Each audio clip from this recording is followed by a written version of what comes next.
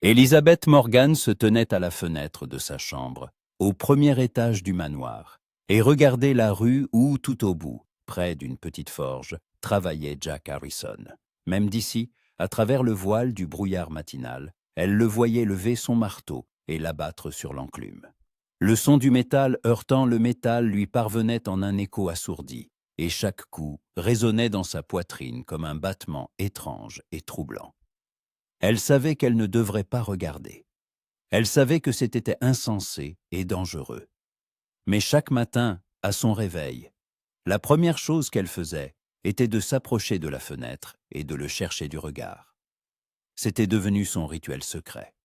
Le seul moment où elle pouvait se permettre d'être honnête, au moins avec elle-même. Jack Harrison était apparu dans leur petite ville de Ridgewood 4 ans plus tôt. Venu de nulle part, il avait loué sans mot dire un petit local pour sa forge en périphérie et s'était mis au travail. Il parlait peu, souriait rarement, mais il avait des mains en or. Ferrer un cheval, réparer une hache brisée, forger de nouvelles charnières pour un portail, il faisait tout cela avec rapidité et qualité. Les gens avaient fini par le respecter, bien que peu sachent d'où il venait, ni ce qui l'avait amené ici. Élisabeth l'avait remarqué pour la première fois au marché, alors qu'elle avait 17 ans. Il se tenait près d'une charrette, parlant à un fermier, et quelque chose dans son visage, peut-être ce sérieux, ou la fatigue dans ses yeux, ou encore la manière dont il écoutait son interlocuteur sans l'interrompre, l'avait poussé à s'arrêter et à le fixer plus longtemps que de raison. Puis il y eut des rencontres fortuites. Elle le saluait, il répondait brièvement, poliment. Parfois, ils échangeaient quelques pieuses phrases, et chaque fois, Élisabeth se surprenait à mémoriser sa voix, basse et calme, à se souvenir de son regard. Direct, sans artifice, dépourvu de cette attention ostentatoire dont les autres hommes de la ville la couvraient. Elle était tombée amoureuse sans même s'en rendre compte. Ce n'était pas venu d'un coup, mais s'était accumulé, comme l'eau dans le lit d'un ruisseau après la pluie. D'abord l'intérêt, puis la curiosité, et enfin ce sentiment étrange où la vue d'une personne vous bouleverse sans que vous puissiez en expliquer la raison. Mais Élisabeth comprenait qu'un gouffre les séparait. Son père, Charles Morgan, possédait la banque principale de la ville et la moitié des terres environnantes. C'était un homme influent, dur, habitué à tout contrôler. Pour lui, sa fille n'était pas simplement son enfant, elle était un investissement, une pièce maîtresse de son plan pour renforcer sa position et ses alliances. Et ce plan n'incluait pas un forgeron. 3 mois plus tôt, son père lui avait annoncé qu'il avait arrangé ses fiançailles avec William Sterling, le fils du gouverneur. William était un jeune homme grand et beau, aux manières impeccables et au sourire poli. Il était venu 2 fois, avait dîné avec eux, parlant de politique et des perspectives de développement de la région. Il était exactement ce que devait être un fiancé de bonne famille. Convenable, approprié, ennuyeuse à mourir. Élisabeth n'avait pas discuté. Elle savait que toute discussion serait vaine. Son père ne tolérait aucune objection. Et lorsqu'il prenait une décision, elle était définitive. Elle avait hoché la tête, baissé les yeux et s'était retirée dans sa chambre. Puis elle avait pleuré toute la nuit, étouffant ses sanglots dans son oreiller. Désormais, le mariage était fixé au début du printemps. Il ne restait que quelques mois, et Élisabeth sentait le temps se resserrer autour d'elle comme un étau. Elle se détourna de la fenêtre et se dirigea vers sa coiffeuse. Le miroir reflétait un visage pâle, des cheveux sombres noués en un simple chignon, et des yeux verts où se lisait une tristesse silencieuse. Elle prit une brosse et commença à peigner ses cheveux de gestes lents et pensifs. On frappa à la porte. Élisabeth, le petit déjeuner est prêt, fit la voix de la femme de chambre. « Merci, Mary, je descends tout de suite. » Elle enfila une robe couleur ivoire aux poignets de dentelle, boutonna les attaches et ajusta son col. Tout était comme d'habitude. Tout était correct. Mais à l'intérieur, tout en elle hurlait. Lorsqu'elle descendit dans la salle à manger, son père était déjà assis à table, un journal à la main. Charles Morgan était un homme. Robuste, aux tempes grisonnantes et au regard lourd, habitué à évaluer les gens comme des actifs ou des passifs. Il leva les yeux à son entrée et hocha la tête. « Bonjour, ma chère. Bonjour, père. » Elle s'assit en face de lui et Mary apporta aussitôt le café et des assiettes d'œufs, de bacon et de pain frais. Élisabeth prit sa tasse et but une petite gorgée. Le café était chaud, fort, mais elle en sentait à peine le goût. « William arrivera dans une semaine, » dit son père sans quitter son journal. « Nous organiserons une réception. Il faudra te présenter en société comme sa fiancée. J'ai déjà invité plusieurs personnes importantes. » Élisabeth reposa lentement sa tasse. « Bien, père. » Il la regarda par-dessus son journal. « Tu as l'air pâle. Te sens-tu bien ? » ?»« Oui, tout va bien, juste un peu fatigué. » Il retourna à sa lecture. « Alors, repose-toi davantage. Tu dois être présentable. C'est important. » Elle hocha la tête et ne dit plus rien. La conversation s'était terminée aussi vite qu'elle avait commencé. Son père ne lui demandait jamais ce qu'elle voulait, ce qu'elle ressentait. Pour lui, cela n'avait aucune importance. Après le petit déjeuner, Élisabeth sortit sur le porche. La matinée était fraîche, le vent portait l'odeur de l'herbe et de la fumée des cheminées. Elle enroula un châle autour de ses épaules et longea lentement l'allée de la maison. Elle avait besoin de sortir, de respirer, de s'éloigner des pensées qui la tourmentaient. L'allée la mena à la rue principale. Élisabeth passa devant le magasin, la poste, l'église. Les gens la saluaient. Certains s'arrêtaient que pour échanger quelques mots. Elle répondait poliment, souriait, mais tout cela était automatique. Ses pensées étaient ailleurs.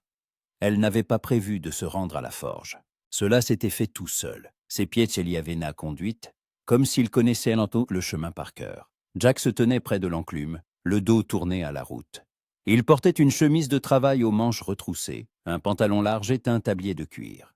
Ses épaules bougeaient avec une régularité assurée, le marteau s'élevant et s'abaissant avec la précision d'un métronome. À côté de lui, sur une table, reposaient ses outils, et dans un coin de la forge, le foyer brûlait, emplissant l'air de chaleur et de l'odeur du métal chauffé à blanc. Élisabeth s'arrêta à quelques pas de l'entrée. Elle savait qu'elle ne devrait pas être là.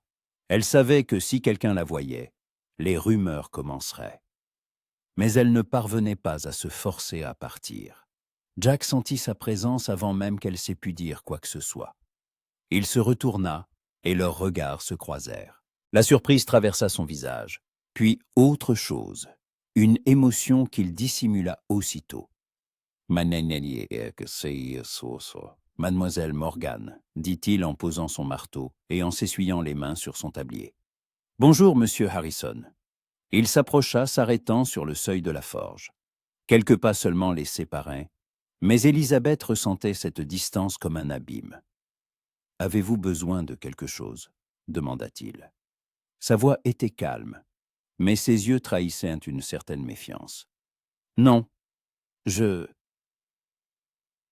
me promenais, et j'ai décidé de passer vous saluer. » Il hocha la tête sans répondre. Un silence lourd et gênant s'installa entre eux. « Comment vont vos affaires ?» demanda-t-elle pour combler le vide. « Tout va bien. Il y a beaucoup de travail, je ne me plains pas. » Elle esquissa un sourire, mais il parut forcé. « C'est une bonne chose. » Jack la regardait attentivement, et il y avait dans ce regard quelque chose qui faisait battre son cœur plus vite. Il la regardait toujours ainsi, directement, sans artifice, comme s'il lisait en elle. « Mademoiselle Morgan, » commença-t-il lentement, « j'ai entendu dire que vous alliez vous marier. » Élisabeth sentit tout se contracter en elle. « Oui, au printemps. » Il hocha la tête et détourna le regard. « Félicitations. » Le mot sonna sec, formel. Élisabeth voulait dire quelque chose, mais ne savait quoi. Elle voulait expliquer que ce n'était pas son choix, qu'elle ne le voulait pas, que tout cela était une erreur. Mais les mots restèrent coincés dans sa gorge. « Merci », parvint-elle finalement à articuler. Jack la regarda de nouveau, et pendant une seconde, Il lui sembla qu'il allait ajouter quelque chose, mais il se contenta d'un signe de tête. « Je dois retourner au travail. Au revoir, mademoiselle Morgan. Au quartier. Au revoir. » Elle fit demi-tour et s'éloigna, se forçant à ne pas se retourner. Mais en arrivant au coin de la rue, elle ne put s'en empêcher et jeta un regard en arrière. Jack était toujours devant sa forge, la suivant des yeux.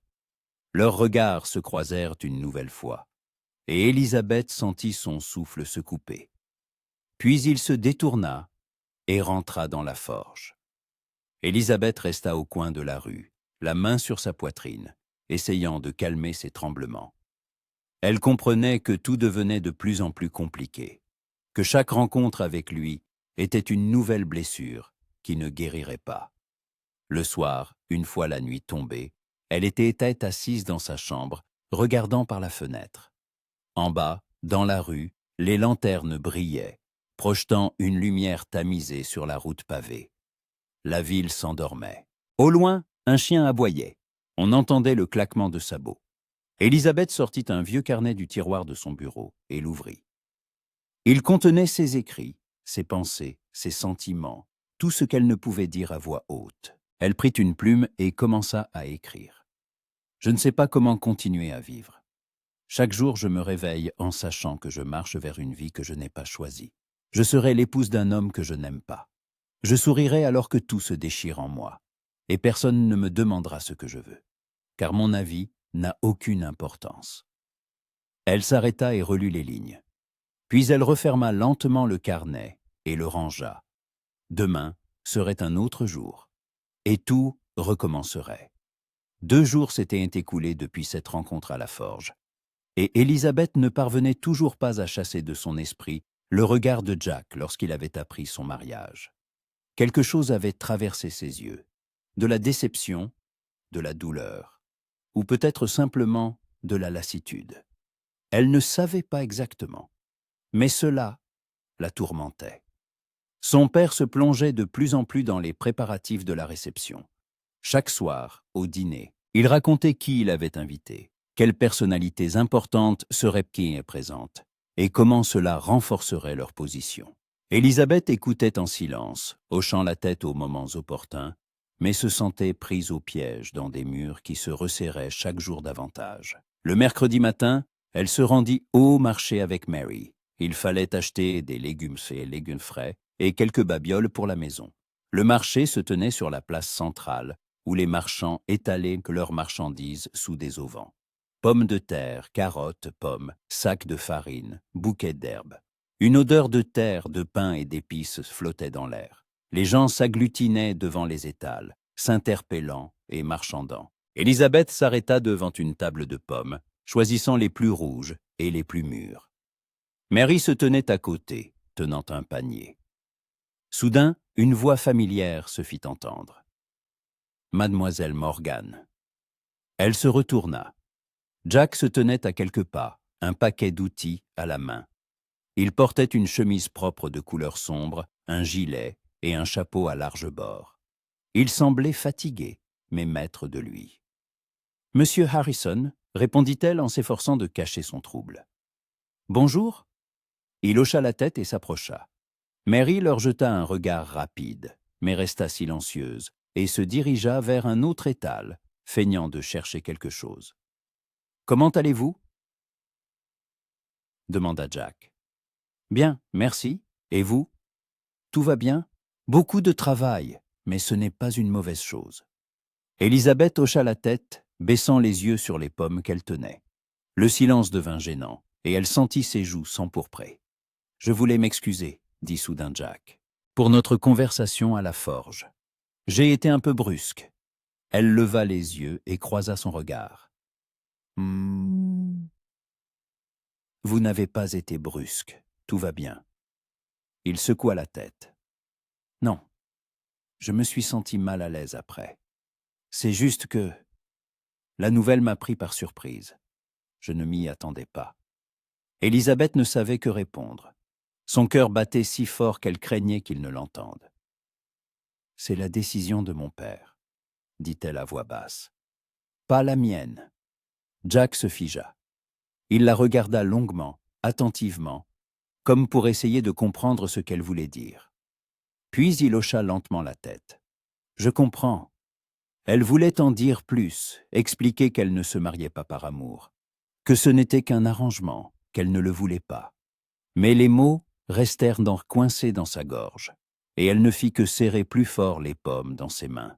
« Je dois y aller, dit-elle finalement. Mary m'attend. Bien sûr. » Il recula d'un pas pour la laisser passer. Élisabeth hocha la tête, se retourna et rejoignit Mary, sentant ses genoux trembler. Elle savait qu'il la suivait du regard, ce qui rendait la situation encore plus difficile. Quand elles rentrèrent à la maison, Mary aida à ranger les courses dans la cuisine, tandis qu'Élisabeth monta dans sa chambre. Elle ferma la porte, s'y adossa et respira profondément. Ses mains tremblaient toujours. Elle s'approcha de la fenêtre et regarda la rue. Au loin, près de la forge, on pouvait distinguer la silhouette de Jack. Il était déjà retourné au travail. Élisabeth resta là, à le regarder, incapable de détacher ses yeux. Le soir, pour le dîner, non seulement son père était présent, mais aussi son associé, M. David Walker, propriétaire de la compagnie de chemin de fer. Grand, corpulent, moustachu et doté d'une voix forte. Il aimait parler affaires et politique. Élisabeth était assise à table, écoutant leur conversation en silence. « Le chemin de fer apportera la prospérité à la ville, Charles, » disait Walker en agitant sa fourchette. « Lorsque nous aurons terminé la construction, Ridgewood deviendra un point clé sur la ligne. Les terres autour de la ville doubleront, voire tripleront de valeur. » Son père hochait la tête en souriant. « J'ai déjà investi dans plusieurs parcelles en périphérie. Je pense que ce sera très rentable. » « Tu as raison, et le mariage de ta fille avec Sterling est aussi un excellent investissement. » Élisabeth serra les lèvres, mais ne dit rien. On la qualifiait de nouveau d'investissement, comme un terrain ou des actions en bourse. « William est un jeune homme prometteur, » poursuivit Walker. « Son père occupe déjà un poste élevé, et dans quelques années, William suivra ses traces. Vous serez liés à l'une des familles les plus influentes de la région. » C'est précisément pour cela que je l'ai choisi pour Élisabeth, dit son père en lui jetant un regard. Elle comprend l'importance de cette union. Élisabeth leva les yeux, croisa le regard de son père et hocha lentement la tête. « Oui, père. » Walker éclata de rire et lui tapa sur l'épaule. « Fille intelligente. Elle connaît sa place. » Élisabeth baissa les yeux sur son assiette. Tout bouillait en elle, mais elle ne laissait rien paraître. Le dîner dura encore 1 heure, et chaque fois qu'ils parlaient du mariage, elle avait envie de se lever et de partir. Mais elle restait assise, écoutant et se taisant. Quand Walker partit enfin, son père l'arrêta au pied de l'escalier. « Élisabeth, attends !» Elle se retourna. « Oui, père. » Il s'approcha et posa une main sur son épaule. « Je veux que tu comprennes à quel point ce mariage est important. Pas seulement pour moi, mais aussi pour toi. William t'assurera une bonne vie, la stabilité, une position dans la société. Tu vivras dans l'aisance, tu auras tout ce dont tu as besoin. »« Je comprends, père, » répondit-elle doucement. « Bien. Je sais que tu es une fille intelligente et que tu ne feras pas de bêtises. » Il retira sa main, hocha la tête et se dirigea vers son bureau. Élisabeth resta au pied de l'escalier, le regardant s'éloigner. Les mots de ce Quotosentaiga sonnaient comme un avertissement. Le lendemain, Élisabeth décida de se promener en périphérie de la ville. Elle avait besoin de sortir de la maison, de respirer l'air frais, de se distraire de ses pensées. Elle enfila une simple robe vert foncé, jeta une légère cape sur ses épaules et sortit par la porte de derrière pour que personne ne la remarque. La route passait devant de petites maisons, des fermes, des champs. L'air était frais, sentant l'herbe et la fumée des cheminées.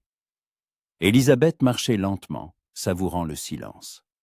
Au loin se dessinaient des collines couvertes de rares buissons, et au-delà, les vastes étendues des prairies. Elle ne remarqua pas qu'elle était arrivée à l'endroit où la rue principale se terminait pour laisser place à un chemin de terre menant à une petite maison isolée. La maison était modeste, en bois, avec une véranda penchée et une petite grange à l'arrière. Élisabeth savait que c'était là que vivait Jack. Elle s'arrêta, hésitante. Elle n'aurait pas dû venir ici. C'était mal, dangereux, mais ses pieds l'entraînaient malgré elle. Alors qu'elle s'approchait, Jack sortit sur le porche. Il tenait un seau d'eau à la main. En la voyant, il se figea. « Mademoiselle Morgan ?» Il posa le seau et s'avança jusqu'au bord du porche. « Que faites-vous ici ?»« Je me promenais, » répondit-elle. « Et je me suis retrouvé ici par hasard. » Il la regarda avec scepticisme. « Par hasard ?» Élisabeth baissa les yeux. « Non, pas par hasard. » Jack descendit lentement du porche et s'arrêta à quelques pas d'elle. « Vous ne devriez pas être ici. Si quelqu'un vous voit, les rumeurs commenceront. »« Je sais. » « Alors pourquoi êtes-vous venu ?» Elle leva les yeux et croisa son regard. « Parce que je ne peux plus faire semblant. Je ne peux plus prétendre que cela m'est égal. » Jack se tendit. Il la regarda longuement sans ciller, et ses yeux exprimaient tant d'émotion qu'Élisabeth sentit son souffle se couper. « Mademoiselle Morgan, » commença-t-il lentement, « je ne suis pas l'homme qu'il vous faut. Je n'ai ni argent ni position. Je suis un simple forgeron, et tout ce que je possède, c'est cette forge et cette maison. Votre père n'acceptera jamais. » « Et s'il n'y avait pas mon père ?» demanda-t-elle doucement. « S'il n'y avait pas son opinion, le mariage, tout ça, que feriez-vous » Jack se tut. Il se tenait là, les poings serrés, et Élisabeth voyait chaque muscle de son corps tendu, comme s'il luttait contre quelque chose en lui. « Je vous dirai la vérité, » répondit-il enfin, « que je pense à vous chaque jour depuis notre première rencontre, que chaque fois que je vous vois dans la rue, je dois me forcer à détourner le regard, que la nouvelle de votre mariage m'a frappé plus fort que je ne l'aurais cru. » Élisabeth sentit son souffle se couper. Elle fit un pas en avant, puis un autre, jusqu'à ce qu'il n'y ait presque plus d'espace entre eux. « Alors, dites-le, murmura-t-elle. Dites-moi la vérité. » Jack la regardait, et il y avait tant de douleur et de désir dans son regard qu'Élisabeth sentit tout basculer en elle. « Je ne peux pas, » dit-il d'une voix rauque, « parce que si je le dis, tout deviendra encore plus compliqué, parce qu'il ne peut rien y avoir entre nous. Vous êtes la fille d'un banquier, et je ne suis à personne. Et si je vous dis la vérité, cela ne changera rien. Vous épouserez quand même Sterling, et je resterai seul ici. » « Je ne veux pas l'épouser, » souffla Élisabeth, les larmes lui montant aux yeux. « Je ne veux pas de cette vie. Je veux... » Elle ne termina pas sa phrase. Jack fit un pas en avant, leva la main et toucha doucement sa joue, essuyant une larme de son pouce. Son contact était si tendre qu'Élisabeth sentit ses jambes se dérober. « Que voulez-vous » demanda-t-il doucement. « Être avec celui que j'aime, » répondit-elle en le regardant dans les yeux. Jack se figea. Sa main reposait toujours sur sa joue, et Élisabeth sentait la chaleur de sa paume, le battement de son pouls. Élisabeth, c'était la première fois qu'il l'appelait par son prénom. Pas son quote, mais simplement Élisabeth. Et cela lui serra le cœur. Puis il retira lentement sa main et recula d'un pas. « Vous devez partir. Si on vous voit ici, ce sera une catastrophe. » Élisabeth hocha la tête, incapable de dire quoi que ce soit. Elle se retourna et s'éloigna, sentant les larmes couler sur ses joues. Elle ne se retourna pas, craignant que si elle le regardait de nouveau, elle ne pourrait plus partir. Jack resta sur le porche, la suivant du regard jusqu'à ce qu'elle disparaisse au terre tournant. Puis, il s'assit sur les marches, la tête entre les mains, et expira lentement, d'un souffle tremblant. Il savait qu'il était amoureux d'elle depuis longtemps. Il savait que c'était de la folie. Mais il ne pouvait rien y faire. Élisabeth rentra chez elle, les yeux rougis et le cœur brisé. Elle passa par la porte de derrière, monta dans sa chambre et s'y enferma. Pendant plusieurs heures, elle resta simplement allongée sur son lit, fixant le plafond, essayant de calmer sa respiration. Les mots de Jack résonnaient sans cesse dans sa tête. Côte 76. Il l'avait dit, il l'avait avoué, mais il l'avait quand même laissé partir. Elle comprenait pourquoi. Elle comprenait qu'il avait raison. Il ne pouvait vraiment rien y avoir entre eux. Mais cela ne rendait pas les choses plus faciles. Le soir, des invités arrivèrent. Élisabeth entendit du bruit en bas, des voix, des rires, le son des portes qui s'ouvraient. Mary frappa à sa porte et lui dit que son père la demandait. Élisabeth se lava le visage à l'eau froide, arrangea ses cheveux, enfila une robe bordeaux à col haut et sortit. En bas, dans le salon, plusieurs personnes étaient réunies. Monsieur Walker était de nouveau là, avec sa femme, une dame corpulente dans une robe volumineuse, un éventail à la main. Deux autres hommes se tenaient près de la cheminée avec des verres de whisky. Et à côté de son père était assis William Sterling. Élisabeth s'arrêta sur le seuil. William se leva et lui sourit d'un large sourire impeccable. « Élisabeth, quel plaisir de vous voir !»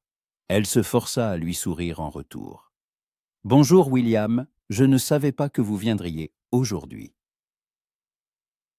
J'ai décidé de venir plus tôt, » répondit-il en s'approchant. « Je voulais passer plus de temps avec vous avant la réception. » Son père se leva et posa une main sur son épaule.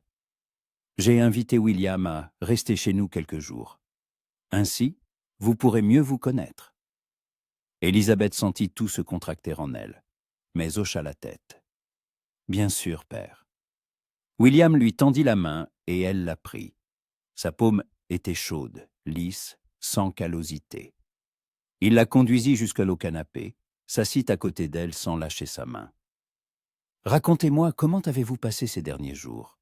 demanda-t-il.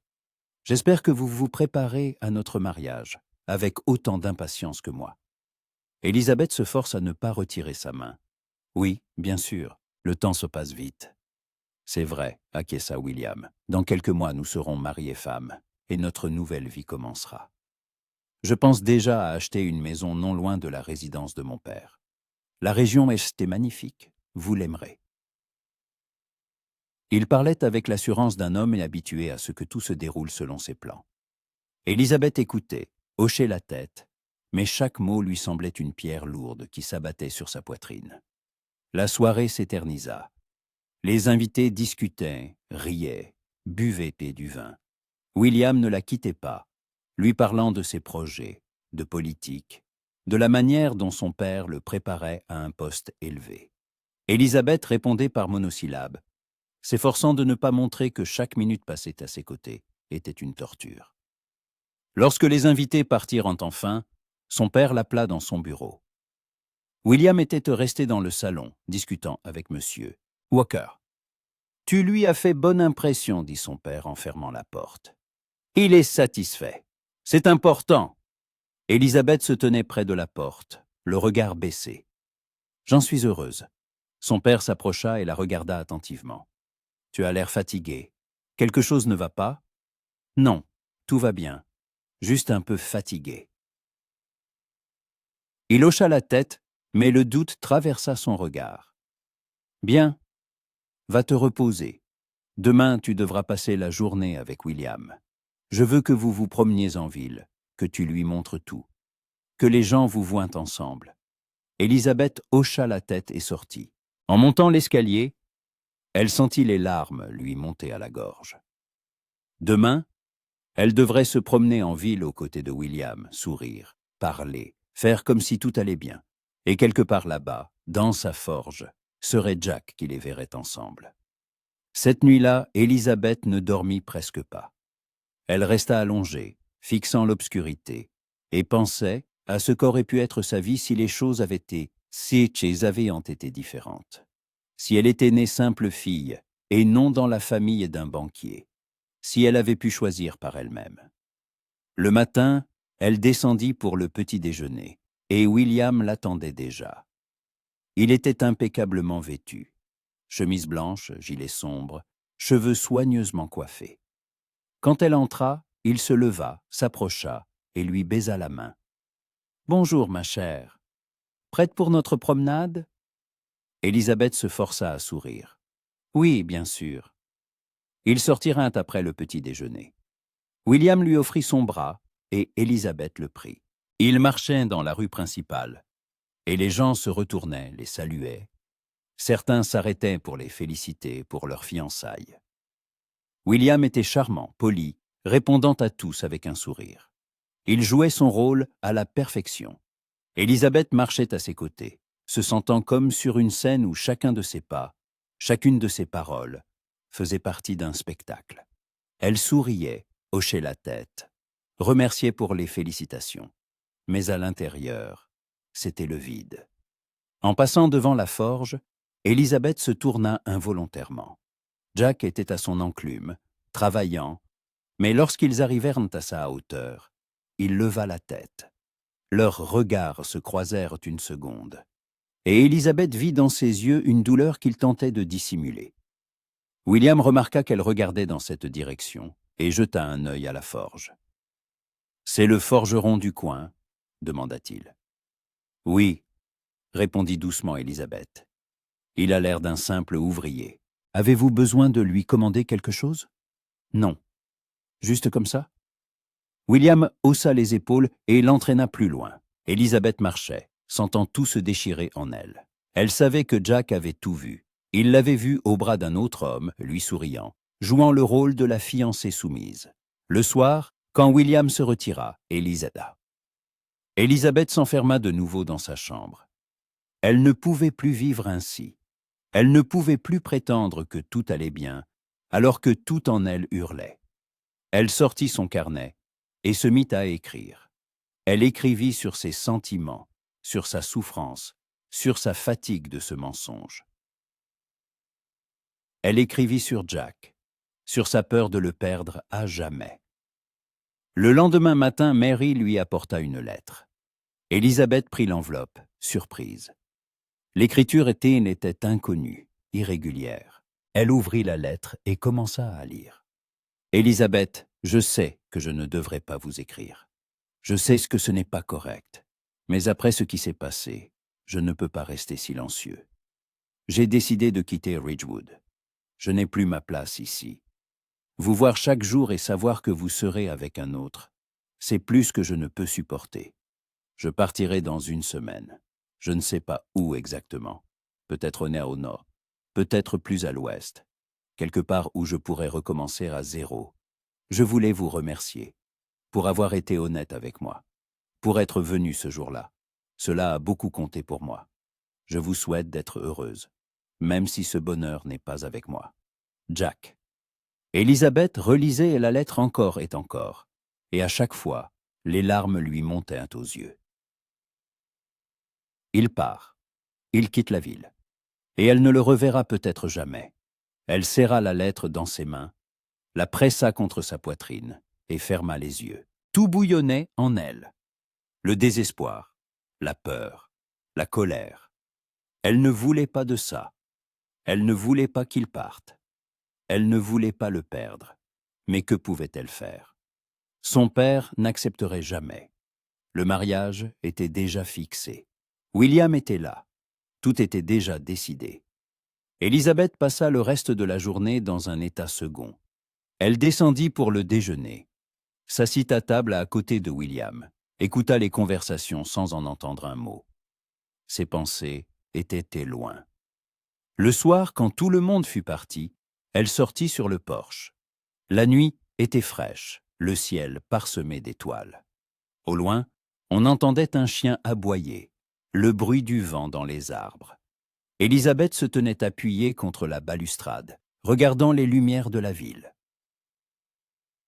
Quelque part là-bas, dans sa maison, Jack rassemblait ses affaires, se préparant à partir. Et elle était là, dans sa cage dorée, incapable de changer quoi que ce soit.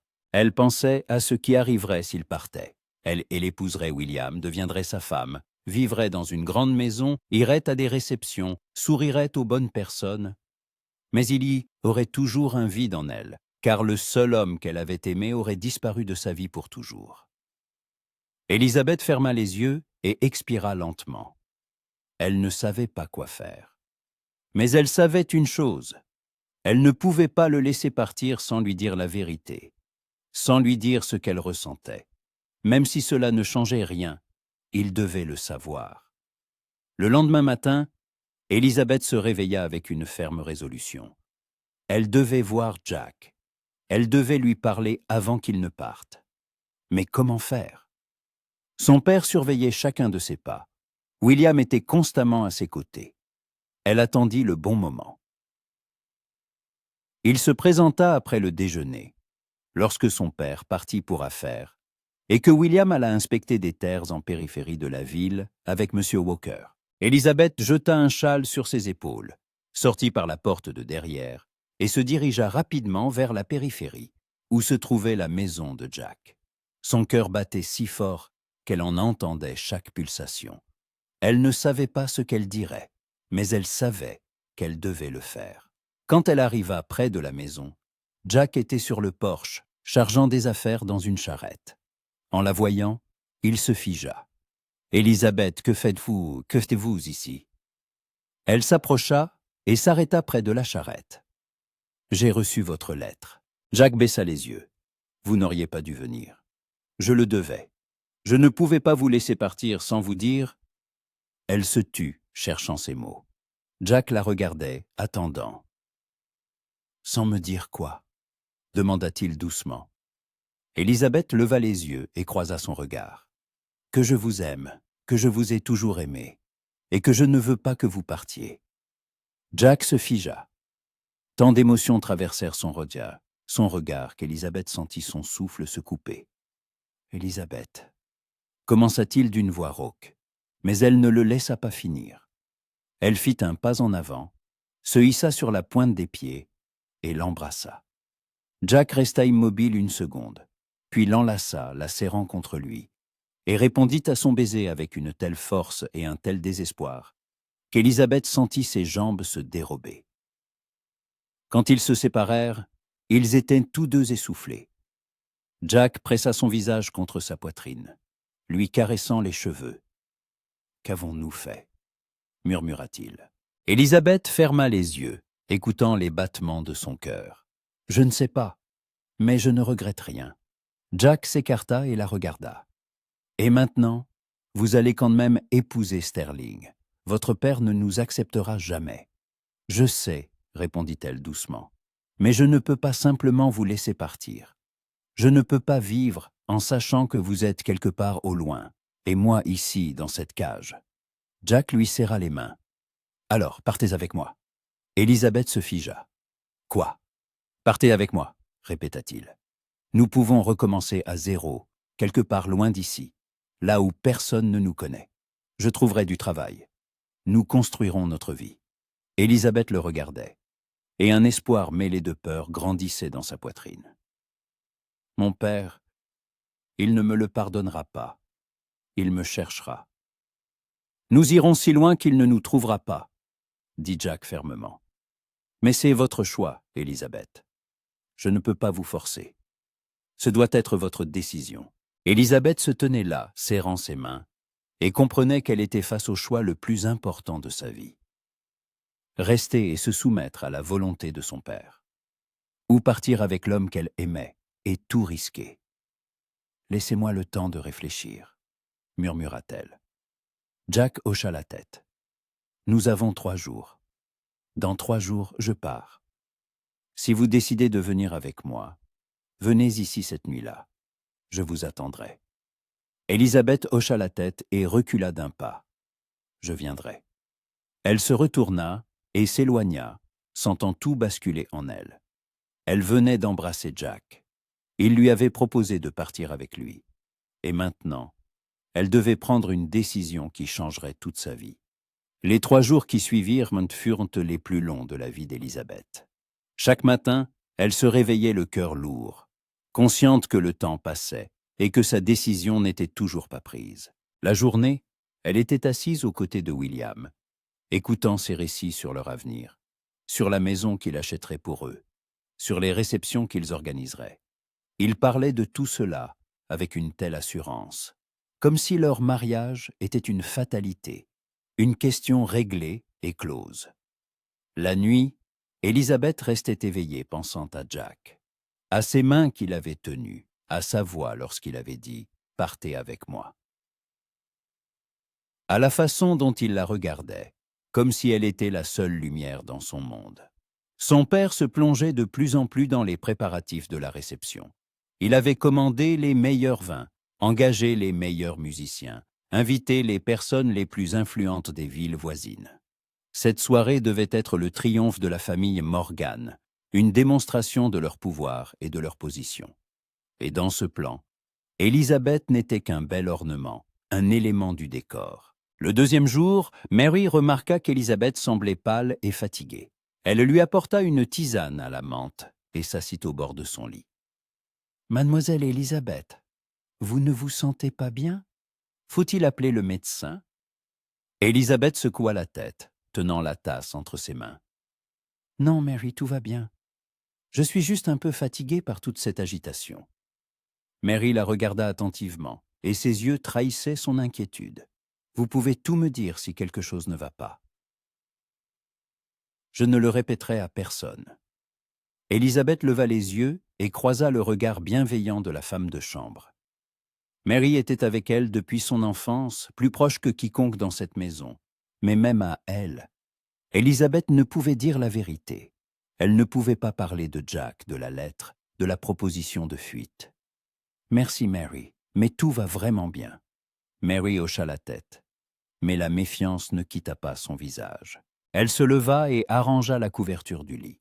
« Si vous avez besoin de quoi que ce soit, je serai là. » Quand elle sortit, Élisabeth resta seule.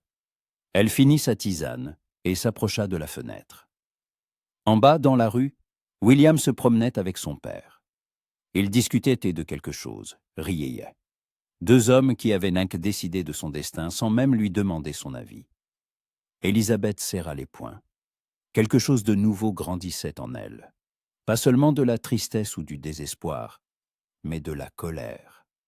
Colère contre son père, qui ne voyait en elle qu'un investissement. Colère contre une société qui exigeait des femmes soumission et silence. Colère contre elle-même pour avoir accepté cela si longtemps. Le troisième jour, la veille du départ de Jack, Élisabeth prit sa décision. Elle ne pouvait plus vivre dans cette cage. Elle ne pouvait pas épouser un homme qu'elle n'aimait pas et passer sa vie à faire semblant. Si elle ne faisait pas ce pas maintenant, elle ne le ferait jamais. Le soir, elle commença à rassembler discrètement ses affaires. Elle prit le strict nécessaire. Quelques robes, des sous-vêtements, un châle, un peu d'argent qu'elle avait économisé au fil des ans grâce aux cadeaux de ses proches. Elle cacha le tout dans une petite valise sous son lit. Ses mains tremblaient. Son cœur battait si fort qu'il semblait que toute la maison l'entendait. À la tombée de la nuit, elle descendit pour le dîner.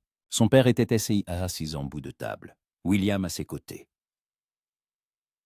Il parlait de politique, des nouvelles lois que le gouverneur prévoyait d'introduire. Élisabeth mangeait en silence, s'efforçant de ne pas attirer l'attention.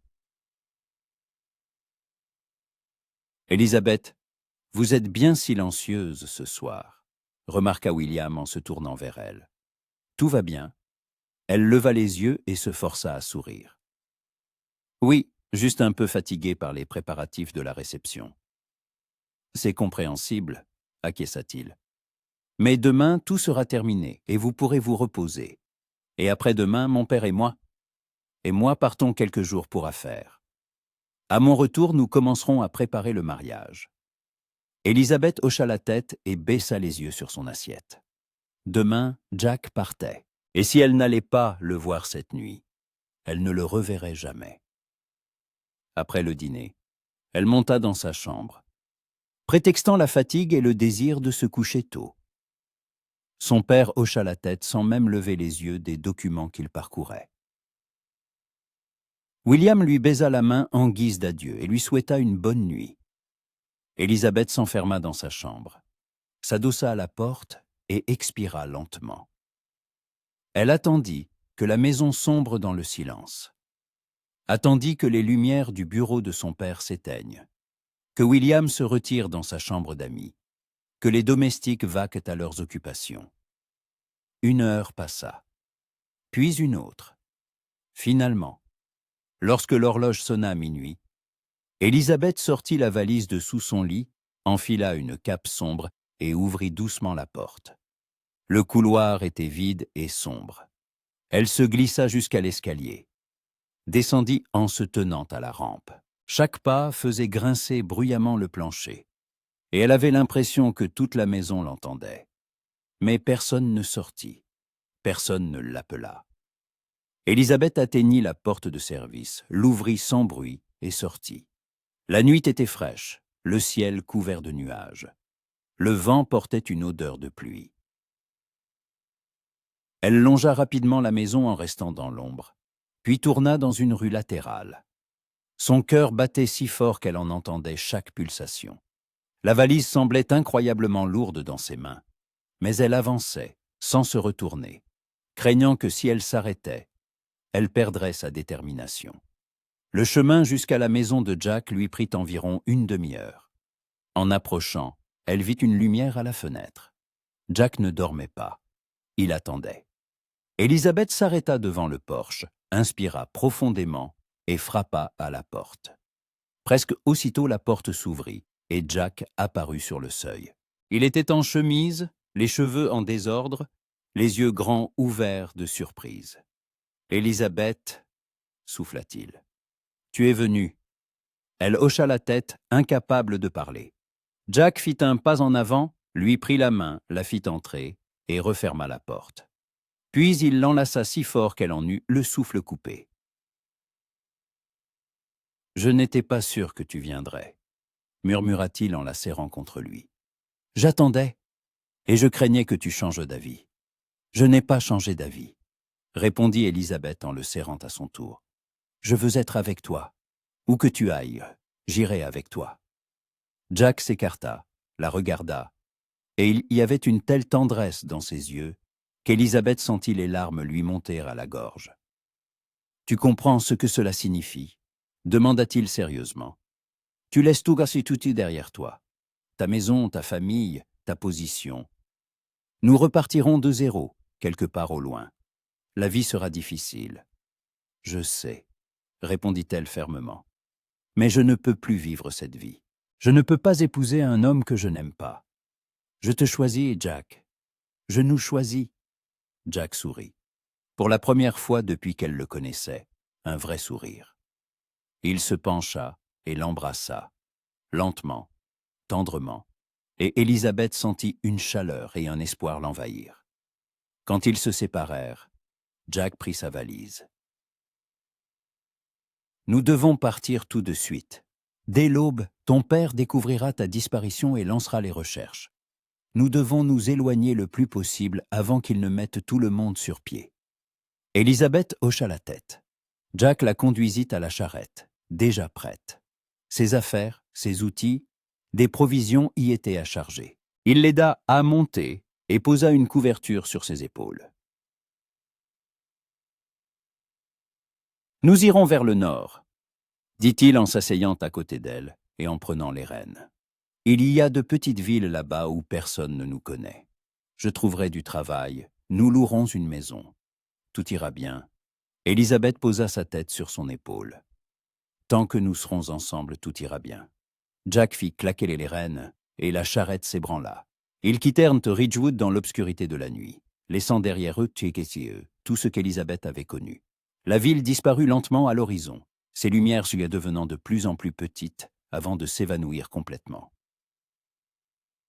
Élisabeth regardait devant elle, vers la route qui menait à l'inconnu. Elle ne savait pas ce qui les attendait. Elle ne savait pas ce que serait leur vie. Mais pour la première fois depuis des années, elle se sentait libre. Libre de choisir, libre d'aimer, libre d'être elle-même. L'aube les surprit déjà loin de Ridgewood. Le ciel s'éclaircissait lentement, se teintant de nuances de rose et d'or. Devant eux s'étendaient les vastes prairies, couvertes d'herbes hautes qui ondulaient au vent. Jack arrêta la charrette au sommet d'une colline, d'où la vue s'étendait à perte de vue. Élisabeth se leva, scrutant l'horizon. Quelque part là-bas, leur nouvelle vie commençait. « Tu ne regrettes rien ?» demanda doucement Jack. Élisabeth se retourna, le regarda et sourit. Pas une seconde. Il l'enlaça par la taille et la serra contre lui. Alors, en route. Un long chemin nous attend. Ils reprirent leur voyage. Derrière eux, une vieille vie pleine de règles et de contraintes. Devant, la liberté, l'amour et l'espoir d'un bonheur qu'ils construiraient de leurs propres mains. Mais Élisabeth ignorait qu'à Ridgewood le matin apporterait une véritable tempête. Que son père, en découvrant sa disparition, entrerait dans une fureur noire, qu'il rassemblerait des hommes et les enverrait à sa recherche, et qu'il détenait un secret lié au passé de Jack, un secret qui pourrait détruire tout ce qu'il venait à peine de commencer à bâtir. La matinée à Ridgewood commença par des cris. Mary, en apportant le petit déjeuner dans la chambre d'Élisabeth, découvrit un lit vide, une fenêtre ouverte et des affaires se manquantes. Son cri réveilla toute la maison. Quelques minutes plus tard, son père accourut, encore en robe de chambre, le visage blême de fureur. « Que veux-tu dire par « elle n'est pas là » rugit Charles Morgan, en entrant en trombe dans la chambre de sa fille. Mary tremblait, les mains jointes sur sa poitrine. « Elle a disparu, monsieur. » Le lit n'a pas été touché.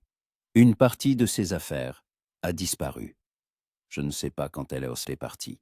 Charles se précipita vers l'armoire, l'ouvrit brusquement et vit les étagères vides. Puis, il remarqua sur la coiffeuse une lettre pliée en deux. Il la saisit, la déplia et commença à la lire, les mains tremblantes. Côte-moi notre Charles froissa la lettre dans son poing, son visage déformé par la rage. Il se tourna vers Mary. « Qui est cet homme qui avait osé enlever ma fille ?» Mary garda le silence, les yeux baissés. Elle ne savait rien, mais craignait la colère de son maître. À ce moment, William entra dans la pièce, déjà habillé, le visage inquiet. « Que se passe-t-il ? J'ai entendu des cris. » Charles jeta la lettre à terre. Elle s'est enfuie. Ma fille s'est enfuie avec un homme. William pâlit, ramassa la lettre et la lut. Une expire. Une expression de fureur froide apparut sur son visage. C'est une honte pour nos deux familles. Je sais, gronda Charles, mais je la retrouverai. Et quand je la trouverai, elle regrettera ce qu'elle a fait. Il sortit de la pièce en trombe, descendit en criant aux domestiques de seller les chevaux. Une demi-heure plus tard, un groupe de 5 hommes, Charles lui-même, William, 2 domestiques et le shérif local, quittait la ville, se dirigeant vers le nord. Leur seul indice était le témoignage de quelques personnes ayant vu une charrette quitter la ville pendant la nuit. Charles était impitoyable dans sa détermination. Il ne cherchait pas seulement sa fille, il cherchait celui qui avait osé l'enlever. Et lorsqu'il apprit d'un habitant que la charrette appartenait au forgeron Jack Harrison, son visage se tordit de haine. « Harrison, siffla-t-il, je savais que cet homme causerait des problèmes. » William, qui chevauchait à ses côtés, lui jeta un regard rapide. « Vous le connaissez ?» Charles resta silencieux quelques secondes, puis hocha lentement la tête. « Oui, je le connais. Et je sais qui il est vraiment. » « Que voulez-vous dire ?» Charles serra les dents, fixant la route devant lui. « Son vrai nom est Jack Harrison McDowell. Il y a 15 ans, son père, Thomas McDowell, était mon associé. Nous possédions plusieurs mines dans le nord. Mais Thomas a commencé à soupçonner que je détournais une partie des bénéfices. Il avait raison. Je le volais depuis des années. Quand il a décidé de me poursuivre en justice, j'ai falsifié des documents pour faire croire que c'était lui qui me trompait. Il a été arrêté, jugé, et a passé le reste de sa vie en prison. Il y est mort 5 ans plus tard. William le regarda choqué. Et ce Jack est son fils? Oui, il avait 16 ans à l'époque. Il a vu son père être emmené. Il a vu leur vie s'effondrer. Après la mort de son père, il a disparu.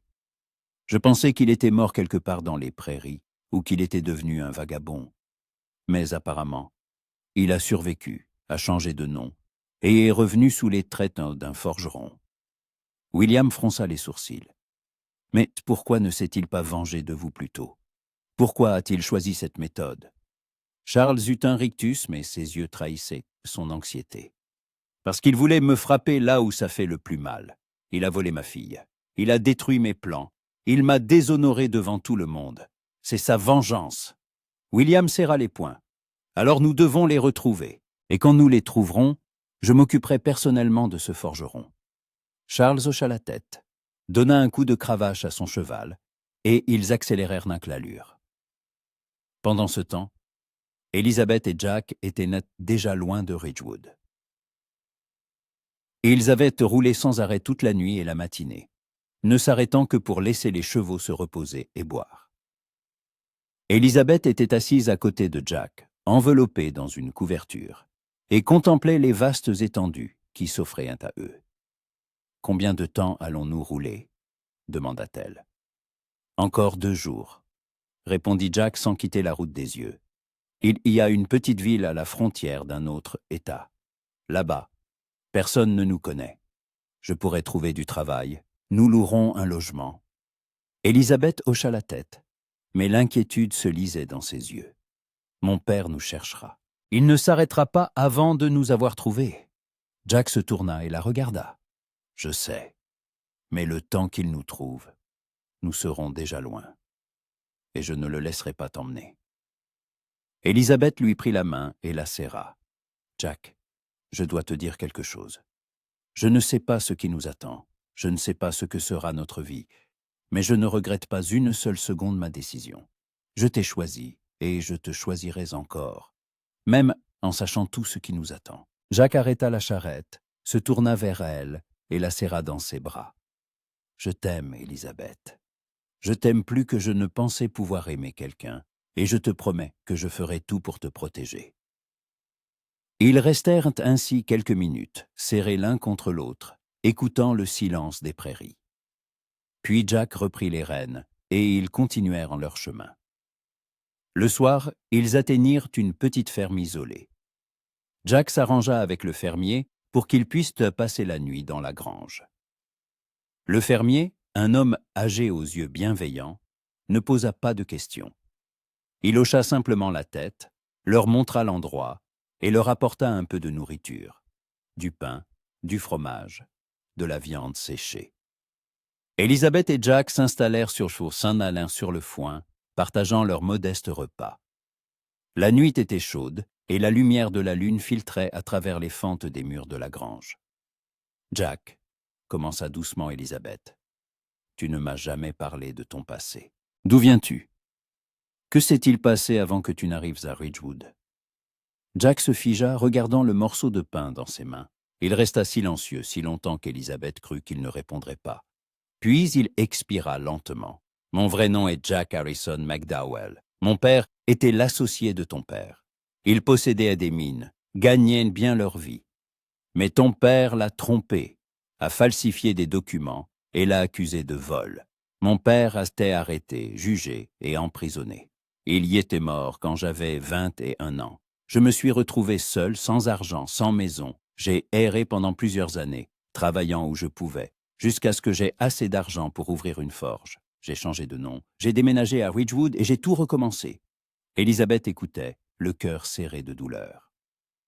« Alors mon père, il a détruit ta vie. » Jack hocha la tête. « Oui, mais je ne suis pas venu à Ridgewood pour me venger. Je voulais juste commencer une nouvelle vie.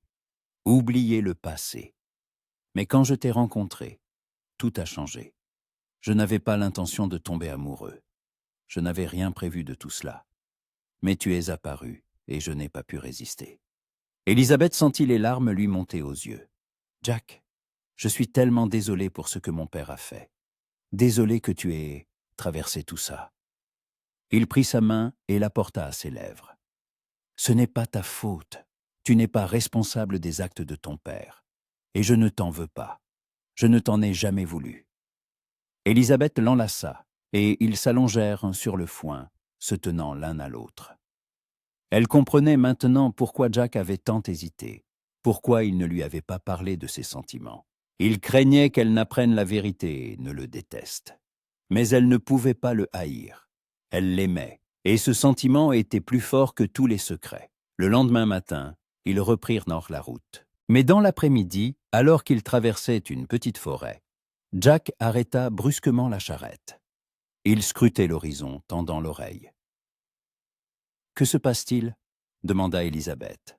« Quelqu'un nous suit, » répondit-il doucement. « J'entends des sabots. » Élisabeth se retourna et vit au loin un nuage de poussière. Un groupe de cavaliers approchait rapidement. « Ce sont eux, » murmura-t-elle.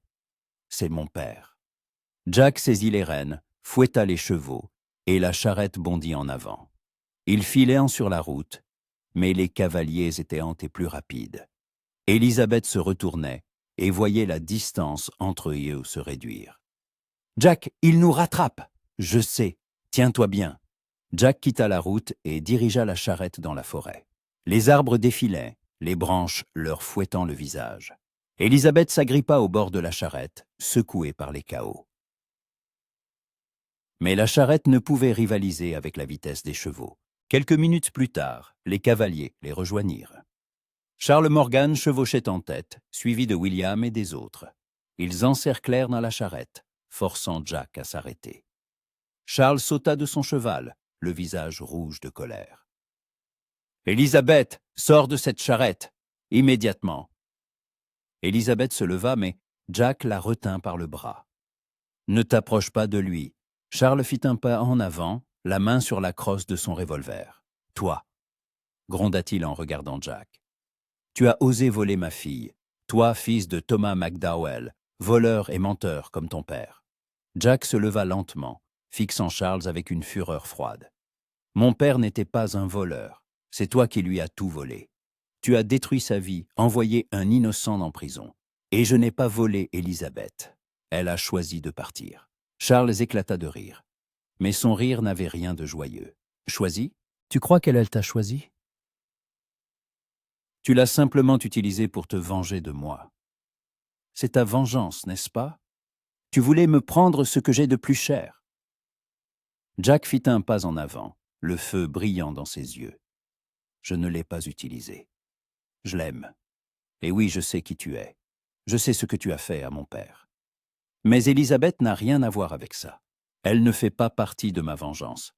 Elle est la seule bonne chose qui soit arrivée dans ma vie. » Élisabeth descendit de la charrette et se plaça à côté de Jack. « Père, je pars avec lui de mon plein gré. Je ne veux pas revenir. Je ne veux pas épouser William. J'aime Jack, et je resterai avec lui. » Charles la regarda, et ses yeux exprimaient une douleur mêlée de rage. « Tu ne comprends pas ce que tu fais. Cet homme est le fils d'un criminel. Il ne peut rien t'offrir. Tu abandonnes tout pour la misère et la honte. » « J'abandonne une cage pour la liberté, » répondit fermement Élisabeth. « Je choisis l'amour, pas le devoir, et je ne reviendrai pas. » William mit pied à terre et s'approcha. « Élisabeth, sois raisonnable. Nous pouvons tout oublier, rentrer et faire comme si rien ne s'était passé. » Élisabeth le regarda avec pitié. « William, je ne t'ai jamais aimé. Et tu ne m'as jamais aimé. Ce n'était qu'un arrangement.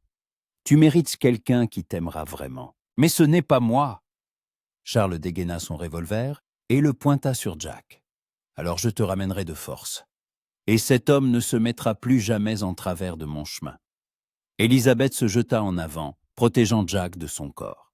« Non, si tu tires sur lui, tu devras me tirer dessus aussi. » Charles se figea, sa main tremblait. « Élisabeth, écarte-toi. »« Non, je ne te laisserai pas le tuer. Je ne te laisserai pas détruire une autre vie, comme tu as détruit celle de son père. » Charles resta là, regardant sa fille, les émotions se bousculant sur son visage. Puis il abaissa lentement son revolver. « Tu le choisis. Tu le choisis lui, plutôt que moi, plutôt que ta famille. Je choisis ma vie, père, et mon amour. » Charles se détourna et retourna à son cheval. Ses épaules étaient voûtées, son visage défait. « Alors va-t'en, Mais tu n'es plus ma fille. Ne reviens plus jamais me voir. Tu es morte pour moi. Élisabeth sentit les larmes couler sur ses joues, mais ne recula pas. Adieu, père. Charles monta à cheval, fit demi-tour et partit au galop. William et les autres le suivirent. Élisabeth et Jack restèrent sur la route, se tenant par la main, regardant les cavaliers disparaître à l'horizon. Quand ils furent seuls, Jack serra Élisabeth dans ses bras, et elle éclata en sanglots contre sa poitrine. « C'est fini, murmura-t-il en lui caressant les cheveux. Maintenant, nous sommes libres. » Élisabeth leva la tête et le regarda à travers ses larmes. « Oui, nous sommes libres. » Ils remontèrent dans la charrette et continuèrent dans leur chemin. Devant eux, une nouvelle vie, pleine d'incertitudes. Mais ils étaient ensemble, et c'était tout ce qui comptait. La petite ville de Hope Valley les accueillit par un soir tranquille, alors que le ciel se teignait de nuances de lilas et d'orange. Élisabeth, assise dans la charrette et blottie contre Jack, observait les maisons en bois alignées le long de l'unique rue. La ville était petite, quelques dizaines de bâtiments, une église au clocher modeste, un magasin, un saloon, une écurie. Tout semblait simple, mais cette simplicité avait quelque chose d'une honnêteté apaisante. « Nous pourrons tout recommencer, » dit Jack en arrêtant la charrette devant une petite auberge. « Personne ne nous connaît, personne ne posera de questions inutiles. » Élisabeth hocha la tête, bien qu'une anxiété persistante la tenaillât. 3 jours s'étaient écoulés depuis la confrontation avec son père. 3 jours de voyage sur des routes poussiéreuses, de nuit à la belle étoile, de repas frugaux et de la peur constante d'être retrouvés. Mais maintenant, ils étaient là, loin de Ridgewood, loin de son ancienne vie. L'aubergiste, une femme corpulente d'âge mûr au visage bienveillant, les accueillit sans poser de questions.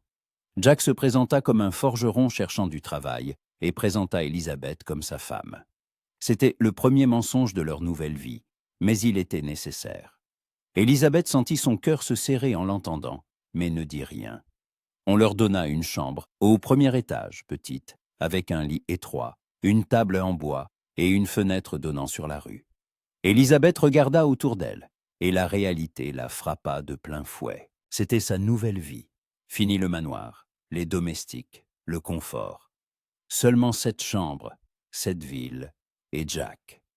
Elle s'assit au bord du lit, les mains jointes sur ses genoux. Jack déposa leurs affaires dans un coin, s'approcha et s'assit à côté d'elle. « Tu regrettes ?» demanda-t-il doucement. Élisabeth leva les yeux et le regarda. Son regard trahissait l'inquiétude, la peur qu'elle réponde par l'affirmative. « Non, » répondit-elle fermement. « Je ne regrette rien. C'est juste si différent. J'ai vécu toute ma vie au même endroit et soudain tout a changé. Mais je ne regrette rien, Jack, pas une seconde. » Il la serra dans ses bras. « Je te promets que je ferai tout pour que tu sois bien. Je trouverai du travail, je gagnerai de l'argent. Nous louerons une maison. Tout ira bien. » Élisabeth se blottit contre lui, respirant son odeur, un mélange de cuir, de fumée et de quelque chose qui n'appartenait qu'à lui. C'était l'odeur d'un foyer. Le lendemain matin, Jack partit chercher du travail. Élisabeth resta dans la chambre, rangea leurs affaires, lava leurs vêtements dans une bassine de Hio et les étendit à la fenêtre pour les faire sécher. Ses mains, qui n'avaient jamais accompli de telles tâches, se fatiguèrent vite. Mais elle ne se plaignit pas. C'était sa vie désormais, et elle devait apprendre. Jack revint pour le déjeuner avec de bonnes nouvelles. Le forgeron local, un vieil homme nommé Thomas Baker, cherchait un assistant. Ses mains n'étaient plus ce qu'elles étaient, et le travail abondait. Il offrit à Jack un poste, avec un salaire et une petite maison en périphérie de la ville, inoccupée depuis 1 an. « Nous pourrons y emménager dans 1 semaine, » dit Jack, rayonnant de joie. « La maison est petite, mais il y a tout le nécessaire. Et le vieux Baker est un homme bon. Il n'a pas posé de questions, il a juste regardé mon travail et a accepté. » Élisabeth l'enlaça et, pour la première fois depuis des jours, ressentit quelque chose qui ressemblait à du soulagement. Ils auraient une maison, petite, modeste, mais la leur. La semaine passa en préparatifs. Jack travaillait du matin au soir, s'habituant, aidant le vieux Baker à forger des fers à cheval, réparer des charrues, fabriquer des charnières. Pendant ce temps, Elizabeth se préparait au déménagement. Elle acheta au marché de la vaisselle simple, quelques couvertures, du tissu pour des rideaux. L'argent qu'elle avait emporté de chez elle fondait rapidement, ce qui l'effrayait, mais elle s'efforçait de dépenser judicieusement. Les femmes de la ville la regardaient avec curiosité. Élisabeth se distinguait d'elle, même dans une simple robe de lin gris-vert. Elle avait une autre allure. Ses manières, son élocution, sa posture trahissaient son éducation. Mais Élisabeth s'efforçait d'être aimable, saluait, souriait, et peu à peu, les gens s'habituèrent à elle. Lorsqu'ils emménagèrent dans la Pounas, dans la petite maison, Élisabeth sentit pour la première fois qu'elle commençait vraiment une nouvelle vie. La maison était en effet minuscule. Une grande pièce servant de chambre, de cuisine et de salon. Une petite annexe avec un poêle et une autre pour stocker le bois. Les fenêtres étaient étroites, le plancher grinçait, le toit fuyait par endroits. Mais c'était leur maison. Jack apporta de l'eau chaude du puits et alluma un feu dans le poêle. Élisabeth accrocha les randeaux qu'elle avait cousus, rangea la vaisselle sur une étagère, fit le lit avec les couvertures. Quand tout fut prêt, ils se tenaient au milieu de la pièce, se tenant par la main et contemplaient le résultat. « C'est notre maison, dit doucement Jack. « Oui, répondit Élisabeth, la nôtre. » Cette nuit-là, ils étaient allongés dans leur lit, serrés l'un contre l'autre, écoutant le silence. Pas de cris de son père, pas de pas de domestique, pas de bruit de la ville. Seulement le vent dehors, le craquement du bois et le battement de leur cœur. Les semaines se transformèrent en mois. Jack travaillait à la forge, et ses mains, toujours fortes, devinrent encore plus robustes. Il rentrait fatigué, les mains noircies par la suie, mais heureux. Le vieux Baker le complimentait, disant qu'il n'avait pas rencontré d'artisan aussi habile depuis longtemps. Élisabeth apprenait elle aussi. Elle apprenait à cuisiner sur un poêle à bois, à faire du pain, à laver à la main, à raccommoder les vêtements. Ses mains se couvrirent de callosité, sa peau durcit, mais elle ne se plaignit pas. Les femmes de la ville, voyant ses efforts, commencèrent à l'aider. Madame Harper, la femme du marchand, lui apprit à bien pétrir la pâte. La jeune Sarah, fille de fermier, lui montra comment mieux laver le linge. Élisabeth les remerciait, apprenait et devenait peu à peu membre de cette petite communauté. Mais la nuit, quand Jack dormait, elle se levait parfois et s'approchait de la fenêtre. Elle regardait les étoiles et pensait à son père. Elle se demandait comment il vivait, s'il lui avait pardonné, s'il se souvenait d'elle. Parfois, des larmes coulaient sur ses joues, et elle les essuyait, craignant de réveiller Jack. Elle ne regrettait pas son choix, mais la douleur d'avoir perdu sa famille ne la quittait pas. Un soir, alors qu'ils étaient assis à table après le dîner, Jack lui prit la main. « Élisabeth, je veux te demander quelque chose. » Elle leva les yeux et croisa son regard. « Oui, je sais que nous nous sommes déjà présentés comme mari et femme, mais je veux que ce soit pour de vrai. Je veux que nous nous marions ici, à l'église. Que devant Dieu et les hommes, tu deviennes ma femme. » Élisabeth sentit son cœur s'accélérer. « Tu me demandes de t'épouser ?» Jack sourit, et il y avait une telle tendresse dans son sourire qu'elle en eut le souffle coupé. « Oui, je te demande de devenir ma femme. Pas par nécessité, pas pour les apparences, mais parce que je t'aime. Plus que je n'aurais jamais pu l'imaginer. Et je veux passer le reste de ma vie avec toi. » Élisabeth sentit les larmes lui monter aux yeux. Elle se leva, contourna la table, s'assit sur ses genoux et l'enlaça. « Oui, murmura-t-elle. Oui, je veux bien t'épouser. » Ils se marièrent 2 semaines plus tard, dans la petite église de Hope Valley. Seules quelques personnes étaient présentes. Le vieux Baker, Madame Harper, Sarah et son mari. Elizabeth portait une simple robe crème qu'elle avait cousue et avait tressé des fleurs des champs dans ses cheveux. Jack portait une chemise blanche propre et un pantalon sombre. Le prêtre, un homme âgé aux yeux bienveillants, prononça les vœux, et ils échangèrent en des alliances, de simples anneaux de fer que Jack avait forgés lui-même. Quand le prêtre dit « Que tu vois nonsense », Jack se pencha et embrassa Elizabeth, et elle sentit une lumière et une chaleur l'envahir. Ce n'était pas la grande fête que son père avait prévue. Il n'y avait pas d'orchestre, pas de tenue coûteuse, pas de centaines d'invités. Mais c'était leur mariage, vrai, honnête. Et il était magnifique. 6 mois s'étaient écoulés depuis qu'ils avaient quitté Ridgewood. L'automne avait coloré les arbres de teintes dorées et rouges. L'air s'était rafraîchi. Elizabeth se tenait sur le porche de leur maison, regardant la route et attendant Jack. Il devait rentrer du travail d'une minute à l'autre. À l'intérieur, une soupe mijotait sur le poêle. Du pain fraîchement cuit était posé sur la table. Tout était prêt pour le dîner. Elizabeth posa une main sur son ventre, sentant sous sa paume une légère rondeur. Elle l'avait appris 2 semaines plus tôt. Jack avait été fou de joie quand elle le lui avait dit. Il l'avait serrée si fort qu'elle en avait eu le souffle coupé, répétant encore et encore « Nous allons être parents. Nous allons avoir un enfant. » Au loin, une silhouette apparut. Jack marchait sur la route, un sac d'outils sur l'épaule. Elizabeth sourit et lui fit un signe de la main. Il accéléra le pas, arriva au porche et la rejoignit. « Comment te sens-tu » demanda-t-il en l'enlaçant par la taille. « Bien. La soupe est presque prête. Va te laver, je mettrai la table. » Ils dînèrent à la lueur d'une lampe parlant de leur journée. Jack raconta que le vieux Baker lui avait proposé de devenir son associé. Il disait que dans quelques années, la forge serait entièrement à lui, car il n'avait pas d'enfant et ne pouvait plus travailler. « Nous pourrons agrandir la maison, » disait Jack, ses yeux brillants d'un rêve. « Ajouter une chambre pour l'enfant.